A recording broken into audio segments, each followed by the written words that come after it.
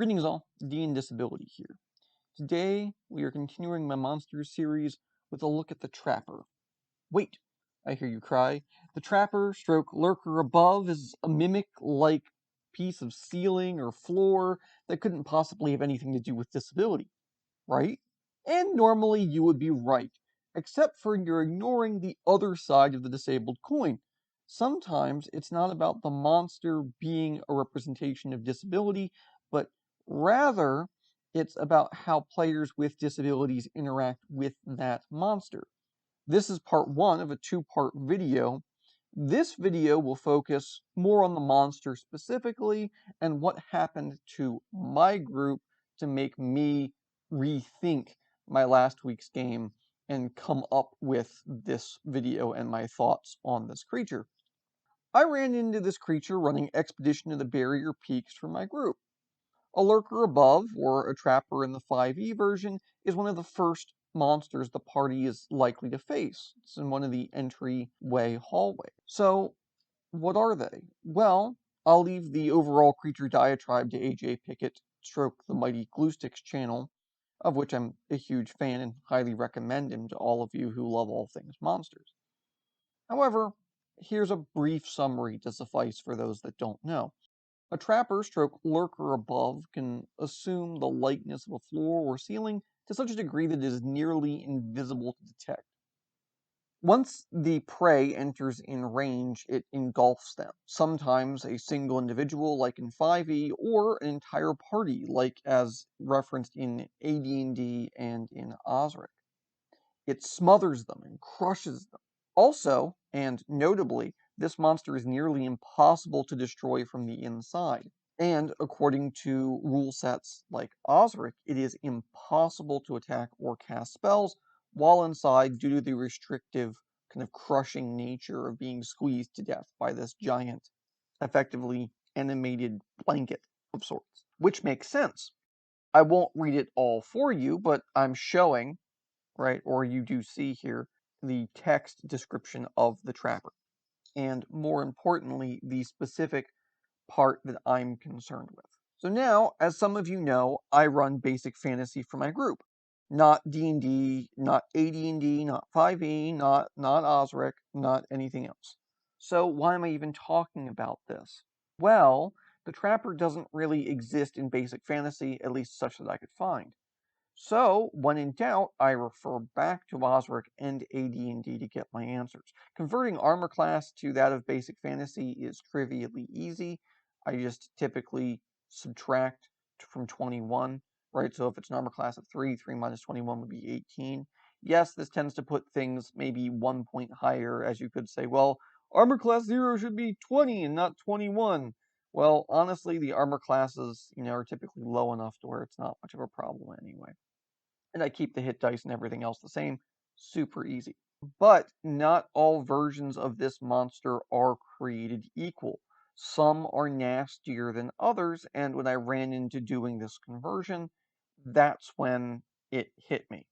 So I made the mistake of doing a conversion on the fly, as I typically would do, and this time it did not work out well. So if you'd like, this is a D&D horror story of sorts. So the AD&D adventure, which you see here, did not specify one target or many. So I decided whatever would fit within the 20 by 20 area would get trapped.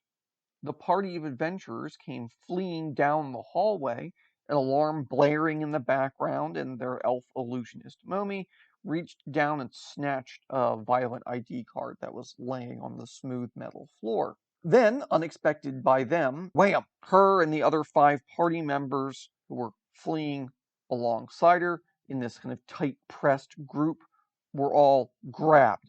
And that's when I learned a hard lesson. Players with disabilities often handle stress very differently, and being swallowed by a near impossible to destroy monster, at least impossible from the inside, while not being able to do anything but sit there and suffocate, could get to the best of us. Needless to say, it got to some of my players. Now, how did I calculate the damage? Well, I made the mistake of not using AD&D's 1 through 6 d6 and, suffocating an X number of rounds. Instead, I turned to Osric, and Osric states that the damage is 4 plus the difference of your AC from 0. So in a traditional setting, if you have an AC of 3, it would mean you'd take 7 points of damage, 4 plus 3. While with an AC of 9, you would take, say, 13. So I took the party's distance from 11, because I'm an idiot and somehow flipped the two, as where I should have been doing 20. I got it backwards. And as an example of how this worked out for them, say somebody had an armor class of 17, right? Well, that means they would be taking 4 plus 6 damage, so 10 damage, instead of the Osric of 7 damage. That 3 damage might not sound like a lot, but it does add up over time. And in my defense, this did actually have a positive impact on this encounter. It saved the squishy, thief, and magic user from taking yet even more damage because of their reduced armor class. And then, of course, dumped all the heavy damage on the heavily armored fighters and tanks, barbarians, etc., that could then eat that damage, that could take that punishment. And overall, I don't agree with punishing thieves and magic users simply because they're squishy. They're already squishy, right? That is the punishment. They are feared in combat. We don't need to punish them in a kind of trap like this. And this monster really isn't a traditional monster, it's more of a trap. All it can do is grab you and hold on, and anyone from the outside will just beat it to death. This is one time where Osric isn't right. Even if I hadn't been mistaken, they still would have been stuck in that same helpless situation. And honestly, this is a time where 1E and 5E, where rolling for damage according to 1E or 5E, instead of the flat damage, may have been a mercy. But who knows? Regardless of my mistake with the damage in this encounter, this wasn't fun for anyone, myself included, because as all DMs know, once your players stop having fun, you stop having fun. What did I do? Well, I kind of had to bend some rules. I let my players drink potions and use magic items while they were trapped, because they explicitly weren't banned.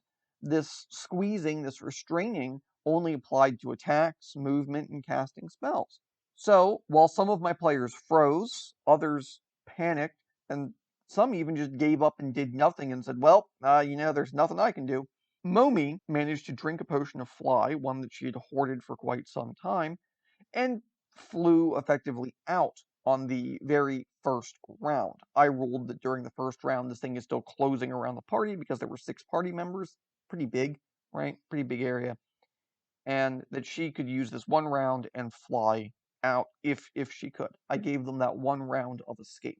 Between her wand of cold and calling for help and other party members arriving and beating on the outside of this thing, they managed to take it down with 3 walking wounded and 3 effectively unconscious party members being dragged out and resuscitated. And as the DM, I was reminded that putting players in these impossible situations isn't fun. I didn't even think of it at the start of this encounter as it would even have been an impossible situation. And I recommend that DMs think very carefully about including traps or monsters that stop an entire party or multiple characters from the freedom of acting. No one likes feeling helpless or stuck, even in RPGs where horror's at stake. No one likes feeling entirely helpless. So, in this instance, 5e actually offers a solution. 5e trappers only target one member of the party and gives them a save. Honestly, I think this is good design. However, it is severely nerfing this creature. So, what can we do? Well, to those of us that play AD&D, Osric, Basic Fantasy, etc., I recommend keeping the 10 to 12 hit die creature and have it make an attack against any creature it wants to grab, or simply give them a save v Dragon Breath, or save v Breath Weapon if you prefer, to avoid it. Maybe a successful save means they still take damage but aren't grabbed. Either way, I think DMs should consider a slight tweak to how they run this monster. In its original form, it's really a fun killer. While trappers don't normally present an impossible threat, with my mistaken judgments, of course I was doing all of this on the fly, a difficult creature, and a party which made mistakes, it was almost a bad day. However, I managed to turn it around. And how I handled that situation and rescued the fun is what I will cover in my video next week. So, stay tuned for that. All right, y'all. I hope you enjoyed this more kind of talky story episode where a group of my players nearly died, and, well, their characters anyway. And I hope that you use trappers and lurkers above in the future and that you get something out of them. Just maybe don't have them swallow their entire party like I did. If you like this content, like, share, subscribe. Let me know by leaving a comment down below. I look forward to hearing from you, and I will catch you next week with my 10 things that I did to effectively turn this bad situation around and really make it an overall positive event for my player. All right, take it easy.